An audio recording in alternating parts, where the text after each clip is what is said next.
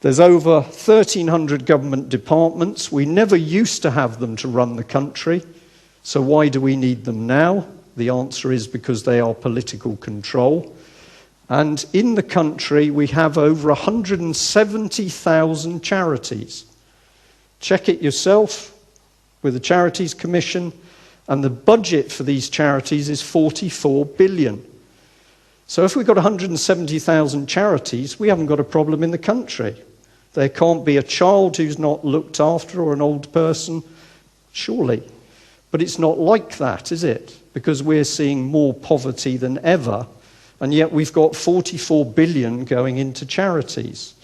And the reason is that the top charities are not really charities at all. They're agents of a government program. And I don't want to appear too cynical, but I am now highly suspicious about the largest charities. Now, this is the problem.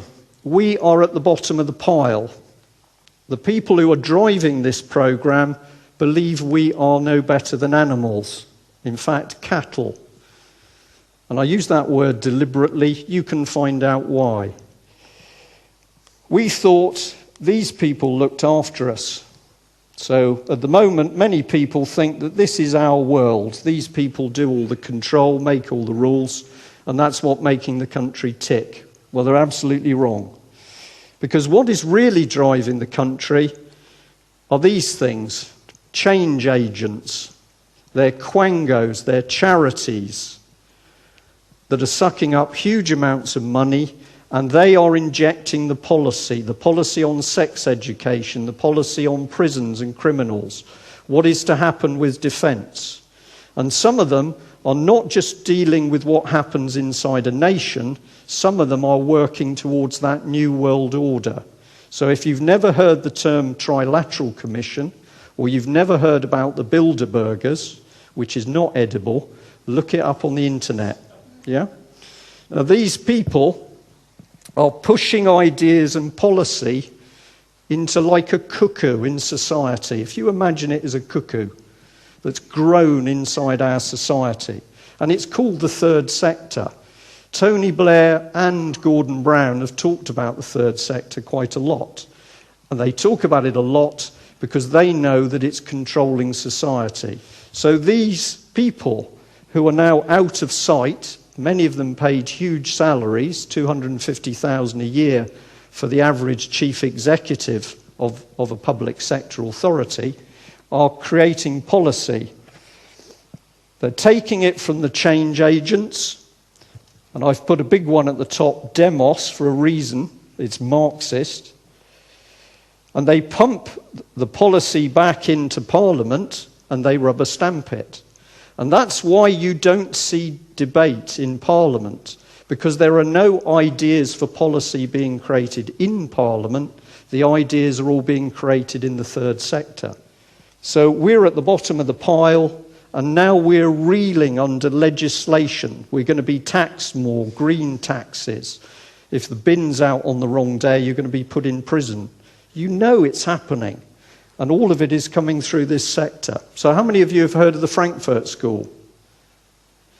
Not very many. Well, basically in 1923 in Frankfurt, Germany, a number of psychologists and early psychiatrists were studying the breakdown of social order. Nice people.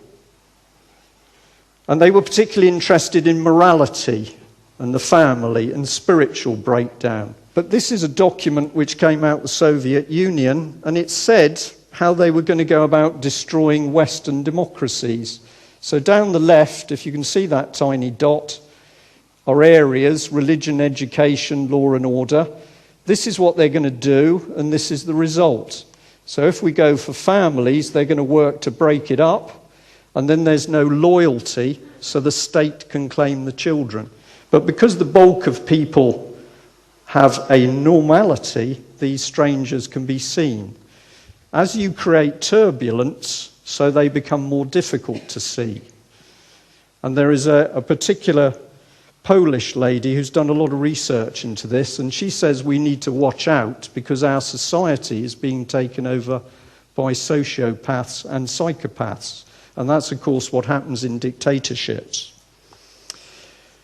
So that was the Frankfurt School.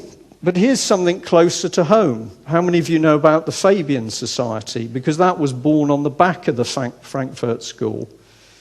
And its objective is to implement socialism by slow creeping steps.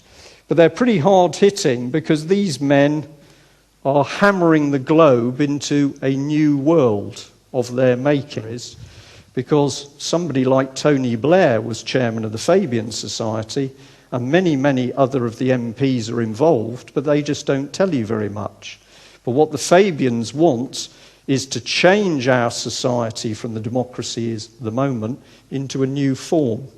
When you take a detached look at what's happening, you get a creepy feeling that these bodies are working together. And that's why very often if you say, I don't like what's happening, but I can't seem to stop it. I talk to my MP and she doesn't do anything. Or I go and see my local councillor and he says he can't do anything. It's like there's a big monster getting closer and closer, but you can't quite see it. And it's because these people are working with a common purpose. This is the organisation. Now I've got, whatever it is now, 20 minutes to talk to you about this organisation. How many of you have heard of Common Purpose before? Okay, thank you. You should all be interested in it because overwhelmingly this charity uses taxpayers' money. And what it's doing is creating major change in this country by setting up a network of people. This lady's the chief executive. She absolutely detests me. And I am very happy with that situation. She doesn't like me because I've started to put a spotlight on her charity. She's threatened legal action. It's never happened. And I suggest to you the reason it's never happened is because not only am I telling you the truth, I've got the evidence to back it up. She appeared out of nowhere after working for the Work Foundation and Demos. So her background is sort of Swiss finishing schools, and then she's into politics. And then she's been given £500,000 to start a charity.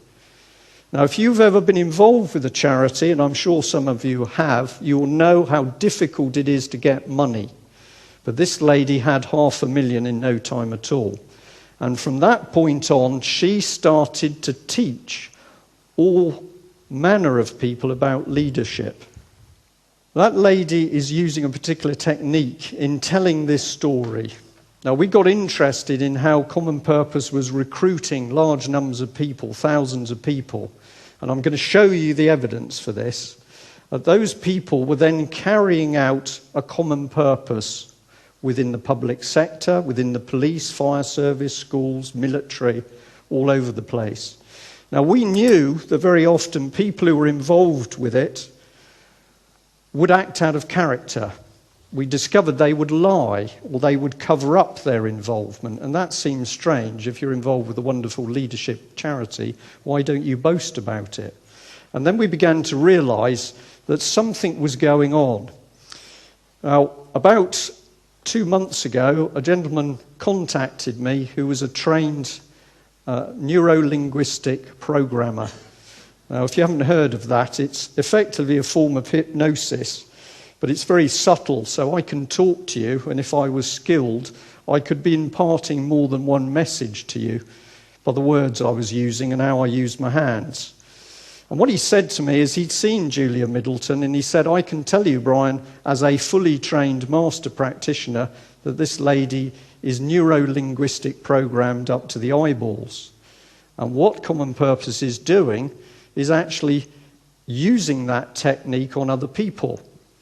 Now, in the earliest days, when we started to see nasty things happening in Plymouth, I was told by a member of the community, I think your problem's Common Purpose, and I'd never heard of it. But I started to research.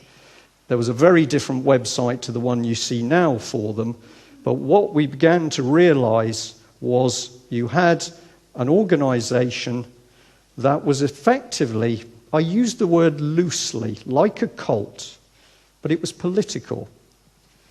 And we began to see that actually something was inside of our public sector in particular, steering policy. And this was the organisation that we came to discover. Now, Julia Middleton wrote this book, and I don't advise you to buy it because it's a waste of money from that point of view, but it's worth reading, and if you can get one from a library or borrow it or whatever, do it, because she uses interesting language. She talks about useful idiots. That's us, because we're the people who pay for this organisation, and yet they are carrying out a political agenda, and as a charity, they're not allowed to do it. At the bottom, there's a quote where they talk about how to deal with people who are getting in the way of common purposes policy. And it's to undermine them or discredit them or run them over, effectively.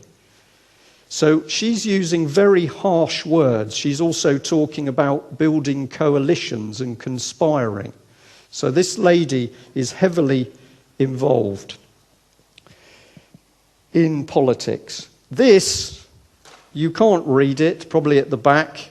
I'll just say to you, if you'll believe me, if you read the aims of Common Purpose, it's so general that you're left wondering what they actually do. But it's to do with educating men and women of different social backgrounds. It looks innocuous, but does it do what it says on the tin? This is the key. When they hold a meeting of these people, it's done under Chatham House rules, which is semi-secret. So they don't say who was in the meeting, there are no minutes, they don't say who gave the information, but they can go away and use it. They're very interested in diversity. And if any of you get squeamish about this, I'm not, because I've given this talk up in the mosque in Birmingham. But there's a little trick. Common Purpose says that on the board of every company, committee, charity, organisation should be an equal number of ethnic groups. And that sounds reasonable. But when you actually apply it, it actually means that the majority will get a smaller and smaller representative voice. If you're going to attack somebody, it's best not to show yourself.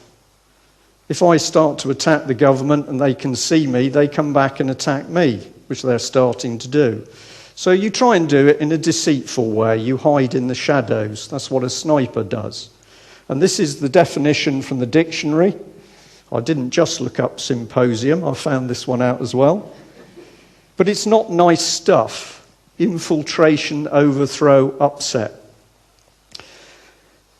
Psychopolitics is an art of destroying a nation by messing around with its psyche.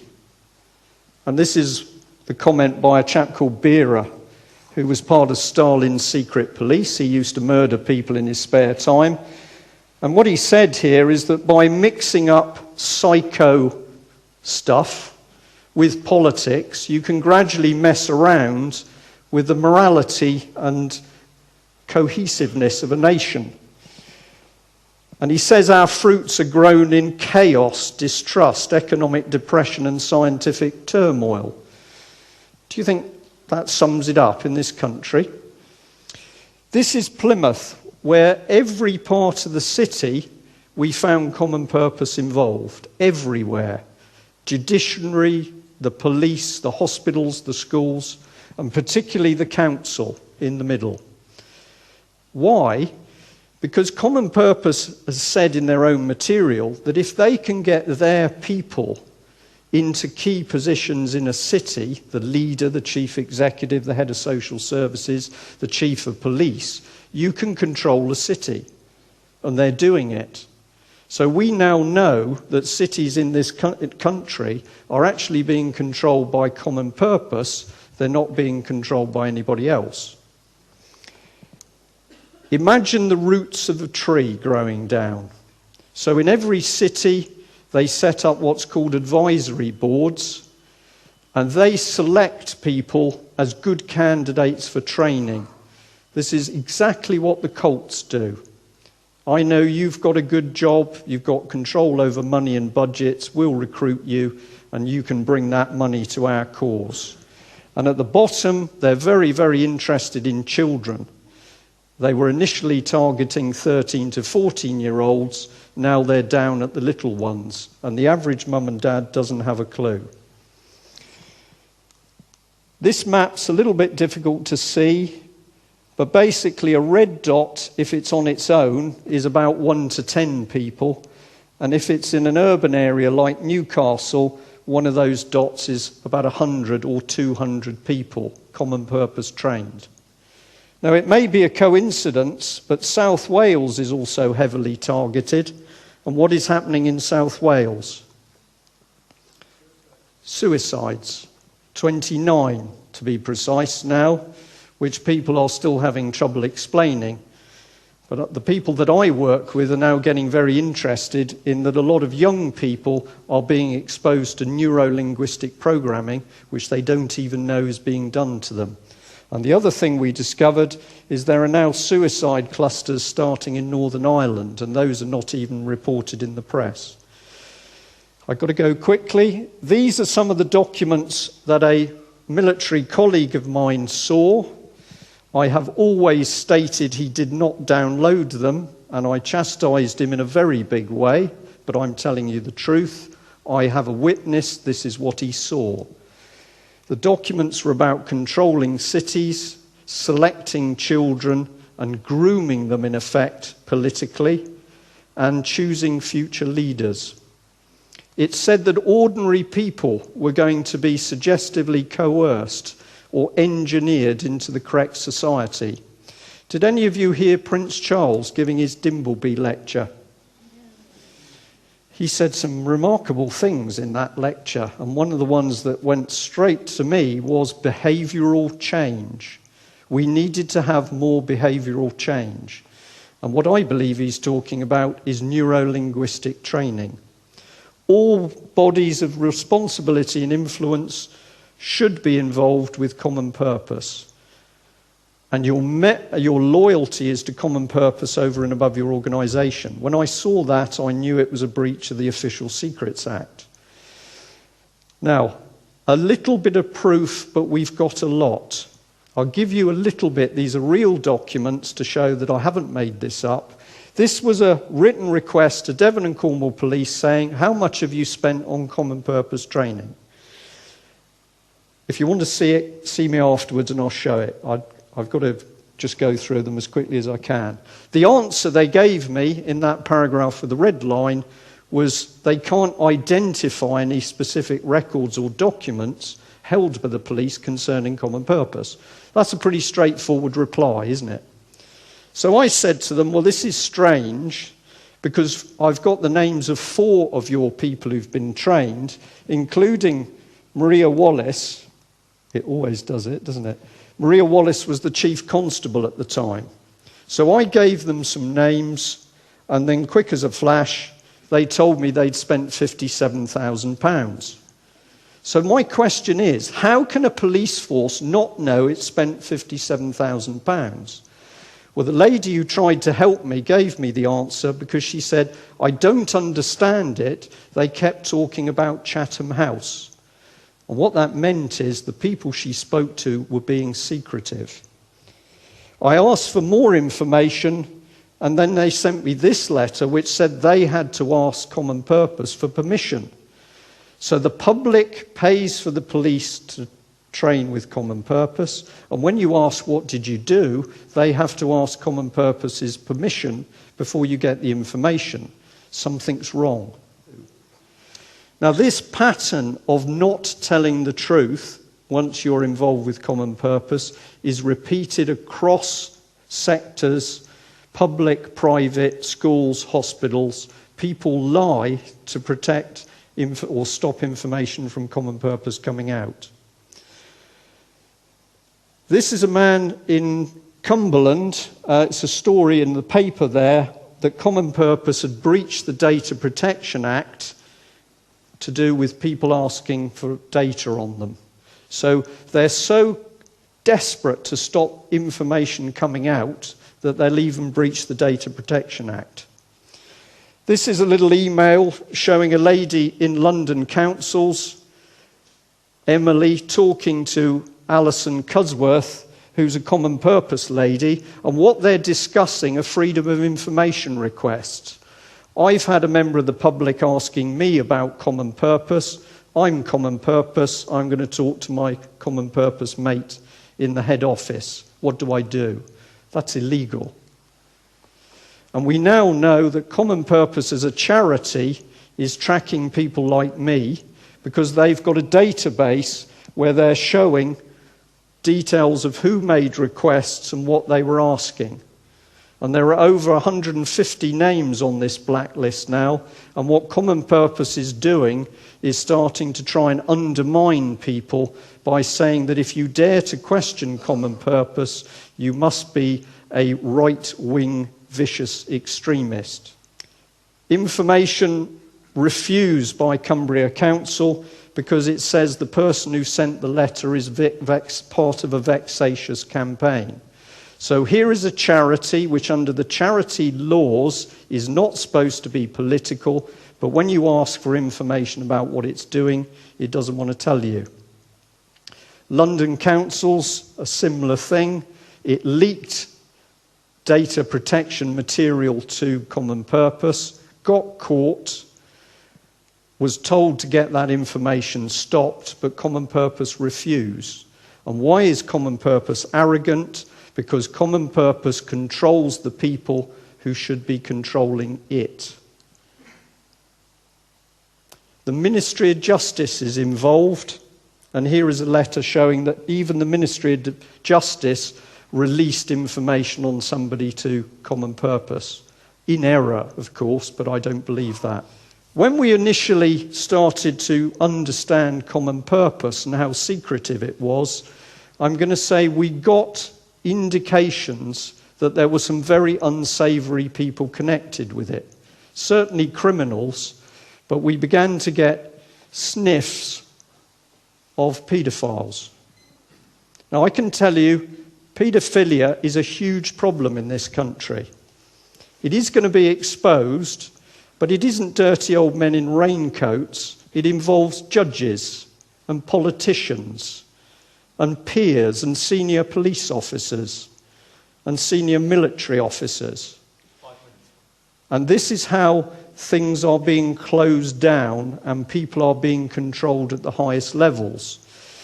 But a little while ago, we discovered that this man, James Rennie, who was recently put in prison for running a huge paedophile network in Scotland that were abusing children as young as 3 months, was Common Purpose trained. Now, I am not saying that Common Purpose knew he was a paedophile when they selected him for training. What I am saying is that if you have an organisation which is using a form of mental manipulation, and it is highly secretive, and it is working with social services and schools and children, it's a breeding ground for these people. This man would have been selected as a Common Purpose candidate by an advisory board which included a senior police officer. That's a fact. The police are riddled with NLP training, and this is one organisation which is mixing with the policing academy using NLP. I'll flick through these quickly. We know that there is both NLP and Common Purpose training the police. Are you starting to see the police act in strange ways? Are they political? I believe they are, and we know how it's being done. Now, we've got some people coming to us saying their partners did this course and they've changed. One lady said her police husband had changed so much and become so brash and bullish and aggressive, she had to leave him. I could go on to another city, or I'll go on to Leeds for you, and Leeds, exactly the same thing. Now, you never knew about these people, but basically we've got a political charity buried in society, and what it is doing is driving the political agenda. And I've now got councillors coming to us, and they are saying that they can understand what's happening for the first time. One man up in Leeds He said, "It's unbelievable. I've been a counsellor for 35 years. I knew something was wrong, but I couldn't put my finger on it. Now I understand common purpose. I know how they're controlling us." Right, that's my website, cpexposed.com. If you go onto it, it's basically a library. You can call up cities, you can call up the graduates at the top of the screen, and you can search your area to see who's involved. I am not saying common purpose people are bad per se. Most of them are victims because they've become involved in something they have no idea what it's actually doing. So I hope you will dig. Thank you very much.